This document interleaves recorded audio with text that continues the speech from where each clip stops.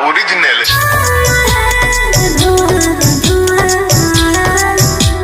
तो हेलो दोस्तों, स्वागत है आप सभी को आपका अपना YouTube चैनल OVS टीवी में। तो भैया आप सभी को थंबनेल देखकर तो पता चल ही गया होगा कि हम किस गाने के बारे में बात करने वाले हैं।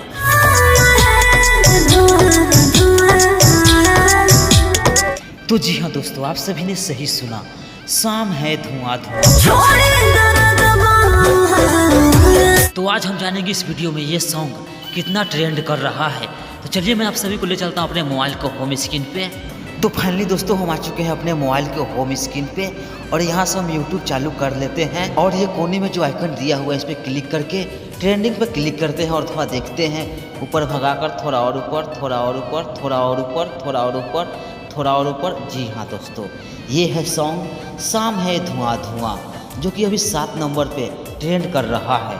तो इस पर हम क्लिक करते हैं और इसका व्यूज देखते हैं कि अभी कितना ट्रेंडिंग सेक्शन में चल रहा है। 10,08,26,059 व्यूज आ चुका है। जी हाँ दोस्तों, 4 दिन के अंदर। तो भैया मैं आप सभी को जानकारी के लिए मैं बता दूं कि ये सॉन्ग शाम है धुआं धुआं टी सीरीज हमार भोजपुरी पे 4 दिन पहले अपलोड किया गया है और 4 दिन के अंदर इस गाने ने तहलका मचा कर रख दिया है। शाम है धुआं धुआं।